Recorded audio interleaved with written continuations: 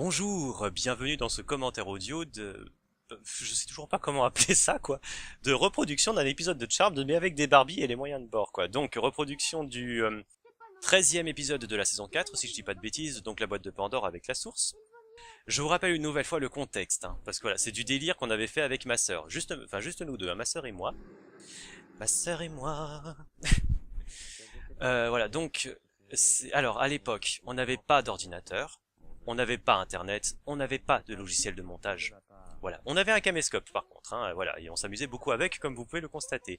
Mais ça veut dire du coup que là, ce que vous voyez, c'est du tourner-monter, il paraît que ça s'appelle comme ça, mais c'est-à-dire qu'on a vraiment filmé dans l'ordre chronologique de l'histoire, et que tous les sons sont pris en direct aussi. Bah, genre quand vous entendez les voix, tout ça, bah, c'est nous, pendant qu'on filme, on est en train de parler. C'est pour ça que des fois c'est bizarre le son, parce que genre des fois on est à moitié couché parce qu'on tire les barbiers en même temps, donc ce genre de choses. Et les bruitages, bah, ils sont tirés du vrai épisode, ils sont enregistrés sur un magnétophone, et on lance le magnétophone au bon moment, voilà, voilà. Voilà, typiquement. Voilà. Alors, oui, alors... Je vous dirai plus tard d'où est venue l'idée de faire ça, mais là je vais vous parler du générique qui arrive après, parce que donc, dans un épisode de type de Charmed, le générique, évidemment il y a des extraits d'épisodes précédents et des épisodes qui arrivent. On a voulu faire pareil. Du coup, dans le générique, alors oui, sachez que c'est pas le seul épisode qu'on a fait. On avait reproduit, bon, vite fait, on avait refait le premier épisode de la série, là, le tout premier, et le 15e de la saison 1 avec le croque-mitaine, parce que voilà, il y a des plans dans le générique que vous allez voir qui font référence à ces épisodes, et ça veut dire aussi qu'on montre des choses qu'on va voir dans le vrai épisode. Bah, typiquement dans le générique, on voit Paige au boulot, et après on voit Paige au boulot dans le vrai épisode. Il nous fallait, je me rappelle, 1 heure pour faire le générique, parce qu'il fallait crapahuter dans toutes les maisons, parce que vu que chaque lieu correspond à un endroit de la maison. Les enfers, par exemple, c'est le garage. Voilà. Et il fallait en plus lancer la musique au bon endroit, quoi. Donc, ça prenait super long. Alors déjà, le titre de Charmed que vous voyez dans le générique. Alors, le Triskel, en fait, ça vient du jeu de plateau, du deuxième jeu de plateau qui existe, le jeu de société La Source, voilà. Et le Charmed, il est écrit avec des pâtes alimentaires, vous les pâtes alimentaires alphabet. Elles sont crues, hein, mais on les a posées autour. Voilà. Enfin, posées autour, qu'est-ce que je raconte, on les a posées dessus. Ça, l'épisode du croque-mitaine, il y a Phoebe qui est à la cave, voilà. Ça c'est pareil, c'est quand elles se rendent compte que leur maison est au centre d'un pentagramme. Donc ça c'est dont je vous parlais, la Paige qui est au boulot, donc ça qui... un plan qu'on va voir.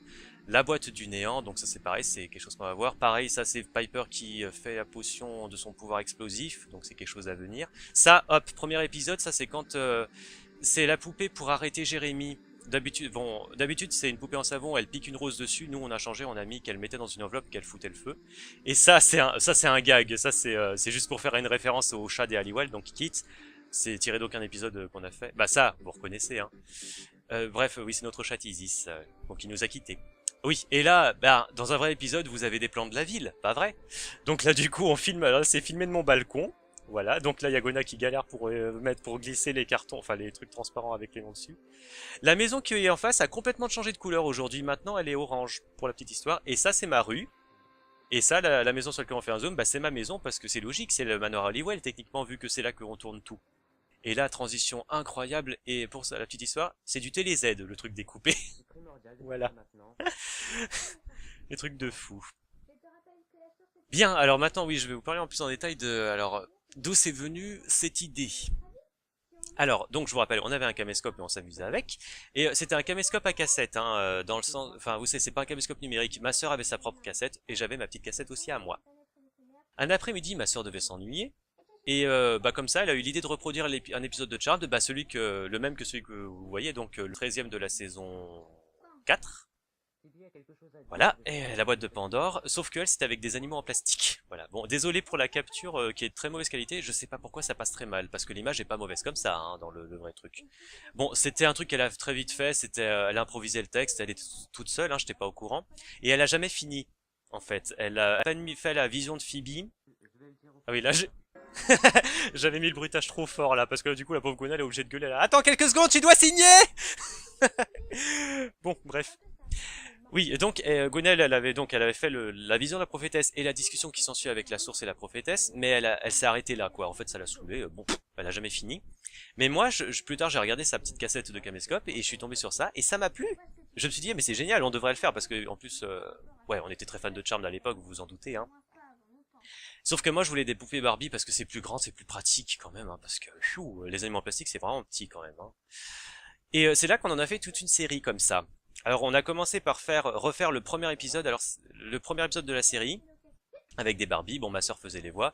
C'était très vite fait, le texte était improvisé, on filmait tout au même endroit dans la chambre de ma sœur. Ça durait à peine 10 minutes. Le livre des ombres, c'était un morceau d'intercalaire plié en deux, vite fait, enfin, ça ressemblait à un carnet. Le carnet des ombres. Voilà. Mais bon, on s'est amusé quoi. Ensuite, on a reproduit le cinquième épisode de la saison 1, L'homme de mes rêves, celui où il y a un type qui s'introduit dans les rêves des femmes qui l'ont rejeté, et pour se venger, bah en fait il les fait danser en haut d'un immeuble, puis après il les fait tomber, et elles meurent dans le rêve, mais aussi dans la réalité, et évidemment, il va s'en prendre à l'une des sœurs Halliwell, en l'occurrence Prue. Là, je vous rappelle que j'avais pris cet épisode parce que bah le caméscope, on l'avait depuis pas très longtemps, puis c'était incroyable, il y avait des effets spéciaux dessus. Alors du coup, bah dans le vrai épisode des rêves, chaque rêve il a une ambiance particulière, il y a les lumières qui sont spéciales, tout ça. Et du coup, dans la reprise qu'on a fait, bah j'ai décidé que chaque rêve, enfin qu'il y aurait un spécial du caméscope différent à chaque rêve. En fait, c'était l'idée, c'était pour s'amuser avec. Pareil, c'était vite fait, ça durait 10 minutes, gna gna. Ensuite, troisième épisode qu'on a fait, bah, c'est ma sœur qui l'a fait d'abord, je l'ai rejoint en cours de route. Alors, c'était l'épisode du croque-mitaine, justement, le 15e le 15e de la saison 1. Sauf que elle, c'était avec des diddles. Là, c'est pareil, c'était à moitié improvisé tout ça. Et le croque-mitaine était joué par notre chatte, justement. Je pense que dans la tête de Guna, c'était les diddles, c'est des souris, les ennemis des souris, c'est les chats. Logique. Voilà. Et ensuite, on a terminé par trois remakes dans le sens où bah on a refait des épisodes qu'on avait déjà refait mais on les a fait en mieux. Voilà, et il y en a trois. Donc on a avec des poupées Barbie cette fois-ci, hein, vraiment, plus de diddle, plus d'animaux en plastique, les Barbie, uniquement des Barbie. Donc le premier remake ça a été celui de l'épisode 1, qui durait 20 minutes d'ailleurs, cette version-là, donc 10 minutes de plus que l'autre, le double. On respectait beaucoup plus l'histoire. Le livre des ombres, l'accessoire, bah là, c'était un peu plus sérieux, quoi. Vous voyez, je l'avais fabriqué moi-même, un petit peu vite fait, mais bon, voilà, j'étais quand même content. Il est réellement rempli de formules magiques qui viennent vraiment de la série. Parce qu'à l'époque, j'étais tellement fan que oui, je recopiais les formules magiques de la série sur des cahiers de brouillon, je les connaissais par cœur même. Même, je recopiais même les différentes versions parce que des fois les traductions changeaient. Enfin voilà, donc vraiment, oui, très très fan, quoi. Et pour vous donner un exemple de l'histoire qui est plus simple, enfin dans la première version, genre la première vision de Phoebe, elle discutait dans le manoir avec Phoebe, non pas Phoebe, avec Prue, c'est vers la fin de l'épisode, puis brusquement pouf, elle avait une vision où elle voyait Piper se faire agresser par Jérémy, elle le figeait puis elle s'enfuyait, voilà bon. Alors que ça se passe pas du tout comme, c'est pas comme ça qu'elle découvre sur le vrai épisode. Dans le remake qu'on a fait, en fait, elle avait une vision, elle marche dans la rue, puis elle a une vision, elle voit une gamine, puis elle voit un tracteur, puis elle voit la gamine qui trébuche en plein milieu de la rue, et le tracteur qui lui fonce dessus. Bon, évidemment, et puis juste après, elle voit la gamine, et elle voit le tracteur, vite elle se précipite, elle empêche la gamine de se tuer, quoi, donc tout va bien. Et c'est beaucoup plus proche du vrai épisode, ça, dans le vrai épisode, bon, si ce n'est que dans le vrai épisode, Phoebe est à vélo et pas à pied, c'est pas une gamine, c'est deux ados à vélo, et puis c'est pas un tracteur, c'est un camion. Ah oui, ma sœur, elle déteste le cri qu'elle a fait là. Moi je trouve ça mignon là. Ah, pour faire le feu, pour la petite anecdote, en fait c'est un intercalaire qui est déchiré en deux dans le sens de la longueur, qu'on brûle et qu'on met un peu devant la caméra. Et c'était un intercalaire bleu, c'est pour ça que ça fait une flamme un peu verte d'ailleurs, c'est joli, on s'y attendait pas. Ah, et pour la petite histoire, normalement la source perd sa capuche dans le vrai épisode. Au moment où elle se reçoit une boule de feu, ça l'éjecte et elle perd sa capuche et on voit son visage. Alors seulement son visage, c'est un visage qui est à moitié fondu sur le côté là. C'était difficile de reproduire ça avec des Barbies, donc nous on a changé, on a décidé donc que ce serait une Barbie qui a pas de tête, parce que justement la Barbie, est-ce que c'est une Barbie qui joue la source en fait, mais on voit pas parce que c'est un grand manteau, c'est pratique. Donc voilà, et c'est une Barbie qui était tellement, je l'avais tellement amochée quand j'étais petit qu'on pouvait enlever la tête en fait, donc on a décidé que ce serait ça, qu'elle aurait pas de tête. Seulement c'est pas très intéressant de filmer un truc qui a pas de tête. Donc on a décidé que voilà que j'ai décidé qu'elle garderait sa capuche le plus longtemps possible et que la source perdrait sa capuche vraiment à la fin de l'épisode, au moment où Phoebe l'a fait valdaguer avec son pouvoir de lévitation. Une scène qui arrive vraiment dans l'épisode d'ailleurs, hein, dans le vrai épisode. Oui, tiens, d'ailleurs, le livre des ombres, là, où je vous en ai parlé, bah là, pour cet épisode-là, celui que vous êtes en train de voir, on a créé une nouvelle page exprès pour les gardiens du néant. D'ailleurs, justement, le choix du casting sur les Gardiens du Néant, ça a justement été basé sur le fait qu'on voit leur portrait dans le livre des ombres. Ah, oui, alors ça c'est aussi un petit changement, parce que je crois que Phoebe, elle lançait le couteau en vrai. Mais là c'est un peu compliqué à faire. Ah, et là, vous avez vu, mais quand il y a un démon qui explose, en fait, c'est une passoire qu'on remplit de petits machins, des paillettes, et on donne une pichenette par le bas. Léo, c'est des confettis, enfin des confettis de mariage, je crois, c'est des confettis bleus en forme de cœur, alors on les a coupés pour pas que ça fasse trop cœur. Et quand il apparaît, il y a aussi une petite lampe torche qui est braquée sur lui avec un filtre bleu. Tac. J'adore ce plan. J'ai toujours bien aimé ce plan de Phoebe parce que je trouve que ça fait presque naturel. Je trouve qu'on a vraiment l'impression qu'elle vient de poser le couteau et qu'elle se retourne quand elle entend Piper qui dit mon Dieu, mais voilà, gardien.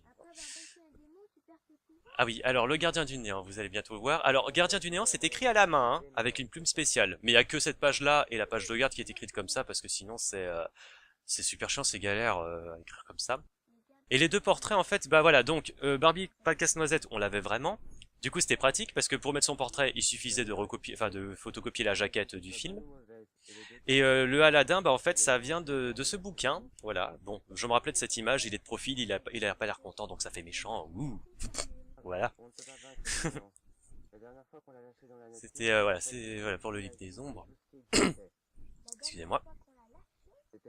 Excusez-moi. Oui, c'était tout un délire, hein, fou. Alors du coup, oui, maintenant, oui, j'ai perdu le fil un petit peu là. Oui, je reviens au remake, oui, parce que là, j'étais en train de vous parler du remake du premier épisode, voilà, qui était plus abouti, qui faisait 20 minutes, gna gna gna. Et puis le texte n'était plus improvisé, il était écrit à l'avance. Ensuite, le deuxième remake qu'on a fait, eh ben, c'était celui du Croque-Mitaine, justement, celui qui avait été fait avec des Diddle à la base. Bon, pareil, c'était avec des Barbies, ça durait 20 minutes, c'était plus abouti.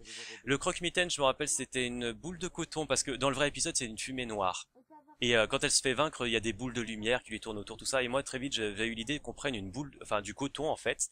Je me rappelle plus comment on a rendu le coton noir. Il me semble qu'on a pris de la gouache noire, qu'on l'a mélangé à de l'eau et qu'on a trempé le coton dedans et qu'on l'a fait sécher. Et les boules de lumière, j'avais l'idée, ouais, que ce soit c'était des flambeaux magiques.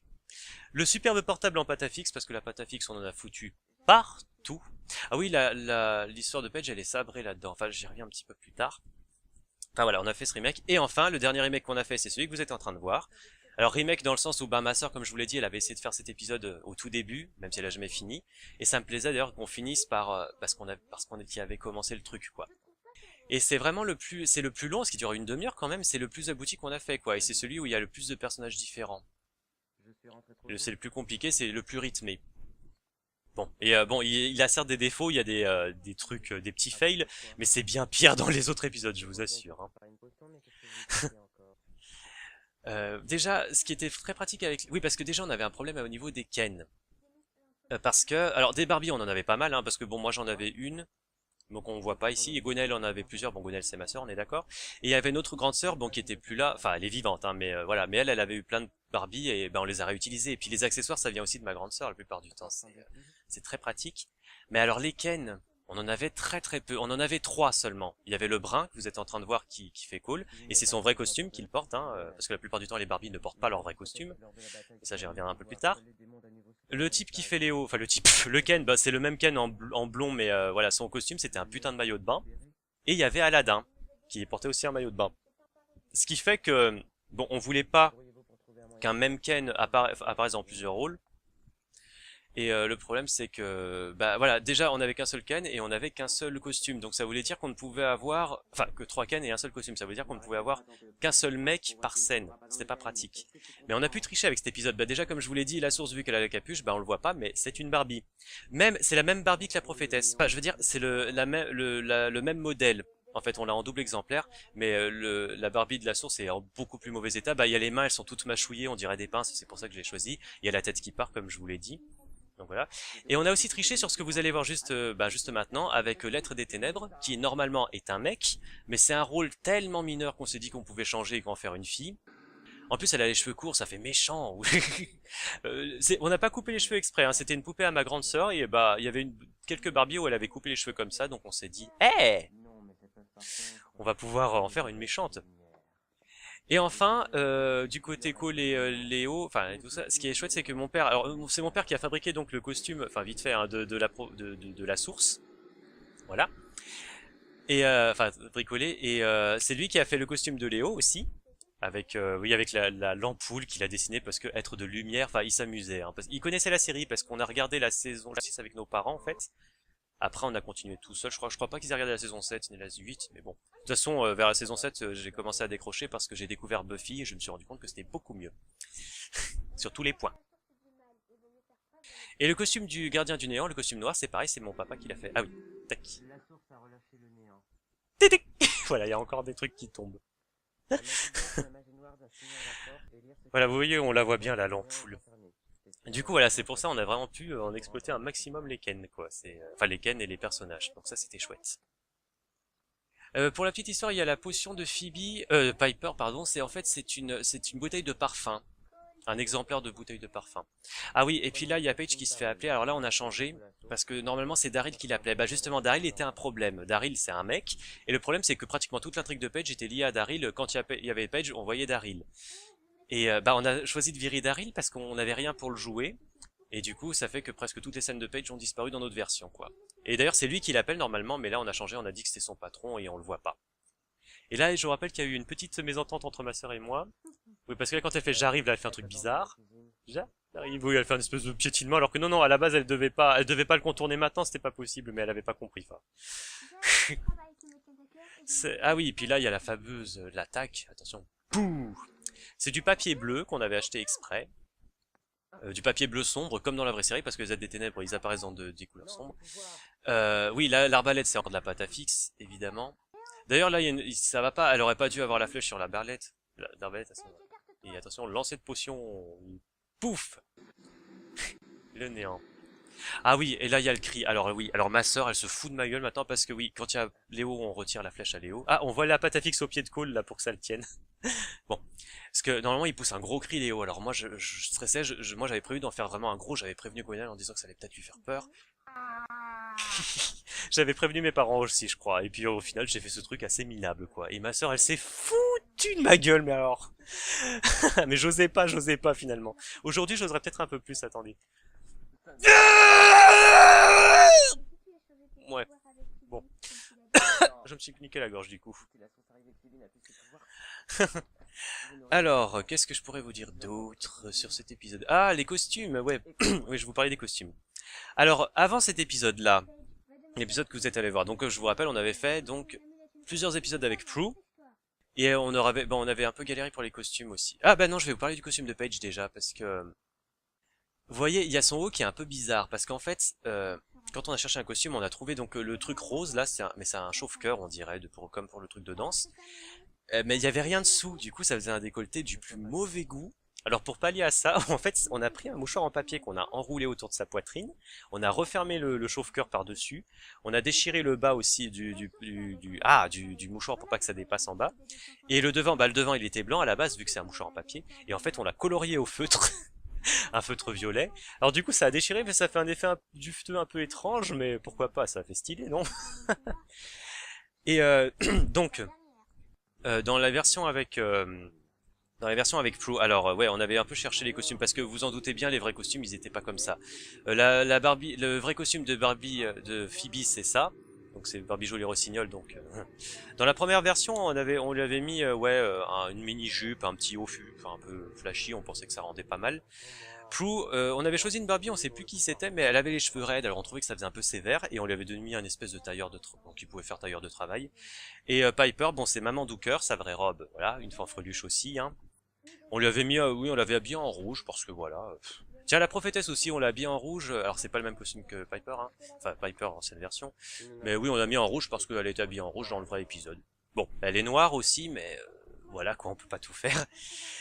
Et bon donc c'était ces costumes-là qu'elles avaient dans tous les épisodes qu'on a fait avant. Elles avaient pas changé. Et quand on a fait cet épisode-là avec Paige, bah du coup forcément il a fallu trouver un costume pour Paige. Et du coup on s'est dit qu'on allait changer pour les costumes de Phoebe et de Piper.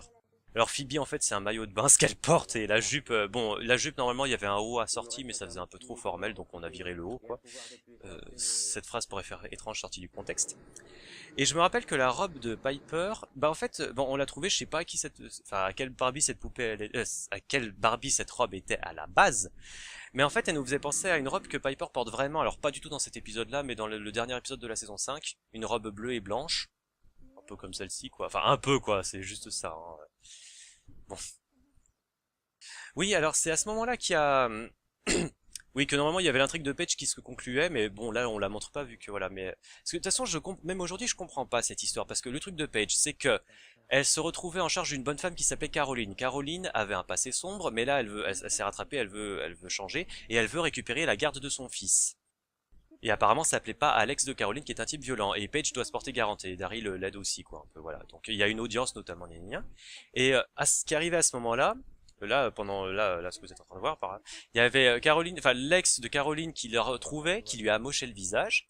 Et je sais pas pourquoi, genre ça foutait en l'air, ça foutait en l'air l'espoir de Caroline de pouvoir récupérer son gosse. Je comprends pas pourquoi. Parce que c'est l'ex qui craint là, c'est pas de sa faute si elle s'est fait tabasser, c'est une victime. Enfin, je comprenais pas. En tout cas, il y avait Daryl qui ramenait la pauvre Caroline tabassée à Paige. Et Paige, en fait, pour arranger la situation, bah, elle utilisait une formule du livre des ombres pour guérir le visage de Caroline, sans lui expliquer comment elle avait fait, quoi.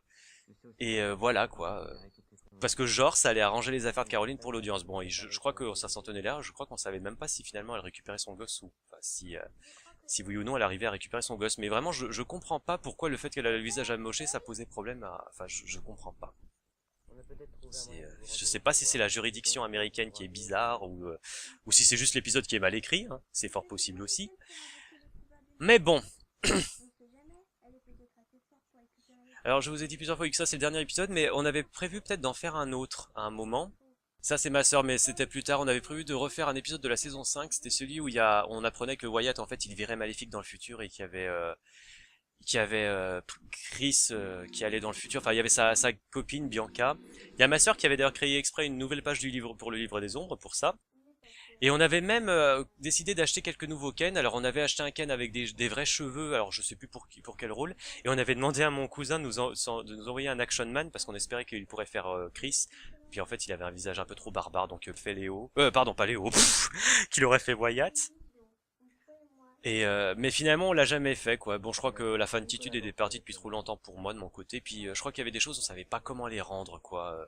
Quand ils vont dans le futur, les démons. Puis quand il y a le passage pour voyager dans le temps, c'est normalement il dessine le symbole là, le triskel géant sur le mur. Puis après ça s'illumine et on savait pas comment faire. Enfin on n'avait pas trop d'idées.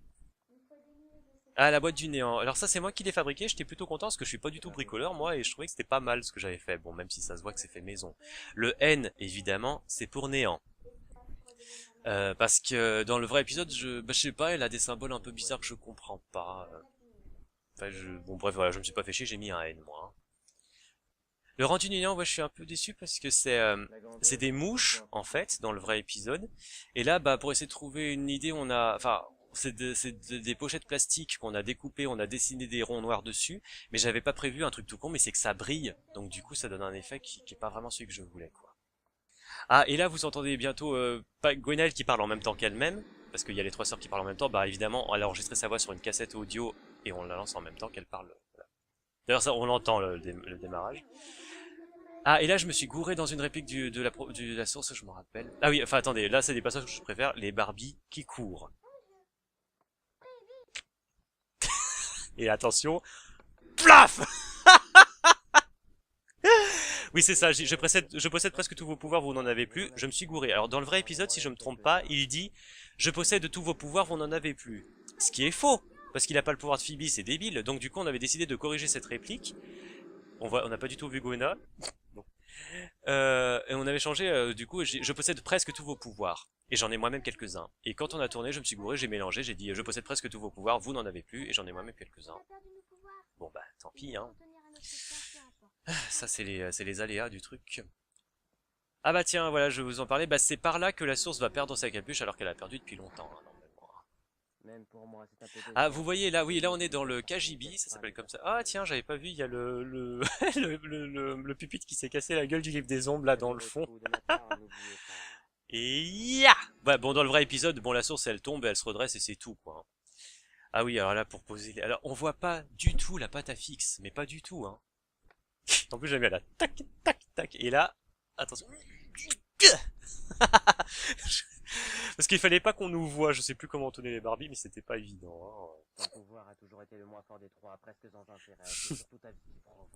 Paige, tu es prête? Attention. Ah oui, alors pour faire l'espèce de cage magique, alors ça c'est un truc qu'on a acheté exprès. Je sais pas ce que c'est à la base ce truc, je sais pas à quoi ça sert, on dirait un espèce de goupillon, mais bon. Mais j'ai été déçu quand je les ai achetés parce que je pensais que c'était beaucoup plus long que ça, parce que moi j'aurais voulu... Ah, on voit bien les boîtes de jeux de charme de là. Je pensais que ce serait tellement long que ça aurait pu se rejoindre au sommet, comme le vrai épisode en fait, comme une cage, mais malheureusement, bon bah non. Mais tant pis quoi, hein, du coup, enfin ça fait quand même cage, hein. Oui, puis là, oui, les boîtes de jeux de Charmed, parce qu'on était fans, je vous dis, on avait acheté, on a presque tous les jeux de société de Charmed, je crois, en plus, hein. Je crois qu'il y en a qu'un seul qu'on n'a pas. Parce qu'on l'a pas acheté parce que, bah, on était plus trop fans à cette époque-là, donc, voilà quoi. Mais voilà, il y a le premier jeu, donc le livre des ombres. Ouais, on s'embrouille avec le livre des ombres, on le dit partout, mais voilà, le seul jeu où on peut jouer Prue, qui est sympa parce qu'il y a vraiment de l'entraide. D'ailleurs, vous pouvez même jouer tout seul à ce jeu techniquement parce que l'adversaire, c'est les démons. C'est pas les autres joueurs. Il n'y a pas de compétition, il y a vraiment de l'entraide, ça qui est chouette. Mais par contre, c'est impossible de gagner en suivant les règles, moi je dis quoi, hein, parce que les gentils ont beaucoup trop de contraintes, les démons ils avancent beaucoup trop vite, il y a trop de démons. Enfin, je dirais que c'est un jeu, il n'y a pas de stratégie, c'est de la chance ou de la malchance, ça dépend comment on voit le truc, quoi. Hein. Le deuxième, c'est la source, voilà. Ah, et là, oui, l'explosion de la source, déception. Ah, déception, parce que d'habitude, comme je vous l'ai dit, quand on fait exploser un démon, normalement c'est la passoire et la pichenette. Pour la source, on voulait quelque chose de plus... c'est la source, c'est le grand méchant. Mais malheureusement, bah du coup l'idée que j'ai eue c'est un ballon qu'on remplit un peu de farine et peut-être d'autres choses et on le fera exploser. Oh.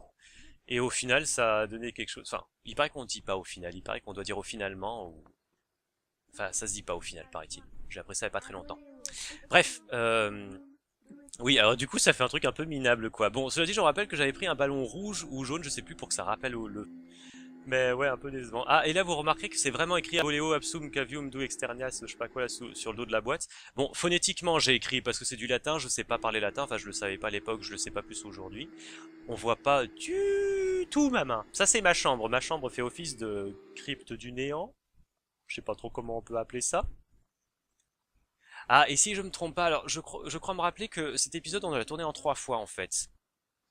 Et oui, si je me rappelle bien, voilà. Là, ça c'était le soir. Ce qu'on est en train de tourner c'était le soir et on allait bientôt se coucher. Et on a tourné la suite le lendemain. Et je crois me rappeler de à quel moment on passe du soir au lendemain. Donc ça, c'est le soir. Tac, ça c'est le lendemain, si je me trompe pas. Hein. Mais on dirait pas, hein. Je trouve que... Enfin, si c'est vraiment ça, oui, ça passe bien. C'est tout, ça passe comme une lettre à la poste. C'est rigolo parce que Gwenaëlle, quand elle fait la voix de la prophétesse, enfin, de manière générale, elle cherche pas forcément à imiter les voix, mais je trouve que dans la prophétesse, elle a tendance à l'imiter, c'est assez rigolo. Ouais, la disparition de la prophétesse, je pense que vous l'avez un peu remarqué, mais ouais, enfin, apparition-disparition, c'est en fait, c'est un foulard qui est accroché à des fils et on le soulève très vite. Et pendant qu'on soulève le foulard, on essaie de faire tomber la prophétesse en arrière comme si elle disparaissait en même temps. Bon, là, la disparition, on a un peu foiré parce qu'on voit quand même qu'elle tombe, mais bon... vous imaginez, il faut qu'on conjugue les deux actions plus le son. Enfin, c'est... Oui, voilà. En plus, on n'entend pas du tout les bruits, hein. C'est fou. Ah, quelle aventure, les amis. Ah oui, et puis là, à la fin, on a triché. Parce que normalement, ça se passe au P3. Mais vous imaginez le P3, ça veut dire qu'il faut foutre de la musique d'ambiance, ça veut dire qu'il y a des gens qui dansent derrière, et puis qu'il y a des lumières spéciales aussi. Mais là, non, c'était vraiment trop chiant, alors du coup, on a regardé la discussion qu'elles ont. Et oui, puis on a inventé des répliques comme on va au P3, parce que vous doutez bien qu'ils disent pas ça dans le vrai, et puis qu'ils sont au P3. Mais voilà, on a gardé les scènes, on a juste décidé qu'elles iraient au P3 après. Oui, puis là, il y a Phoebe qui se fait un peu entraîner par Paige. Voilà, et puis là, oui, bon, elle est adossée au djembé, parce que c'était pratique le djembé, ça permettait de faire tenir Cole sans... Bah voilà, il est adossé au djembé, tout simplement. Normalement, il y avait une scène où il y a Cole qui offrait une bague de fiançailles à Phoebe, mais on l'a enlevé parce que je crois, bah, parce que c'était long, puis je m'en foutais un peu comme ça. Et là, les yeux noirs, donc, c'est du papier blanc qu'on a collé avec de la pâte à fixe, et qu'on a feutré au noir, mais on a refeutré par derrière après, et du coup, on a foutu du feutre sur le Ken pour de vrai, et c'est jamais parti. Ah, et le générique, petit délire. Bon, réalisation, c'est moi qui tiens la caméra. Production. Bah, en fait, c'est les gens de la famille qui ont acheté, parce que c'est des gens de la famille qui ont acheté les Barbies qu'on a utilisées. Alors, ils l'ont pas acheté, les ont pas acheté exprès pour l'épisode, hein. Mais on a vérifié, je me rappelle, les Barbies qui étaient à ma sœur, on a demandé à ma mère c'est qui les a achetés, et puis on a appris que c'était la tante, tout ça. Donc, notre tante, pardon, voilà.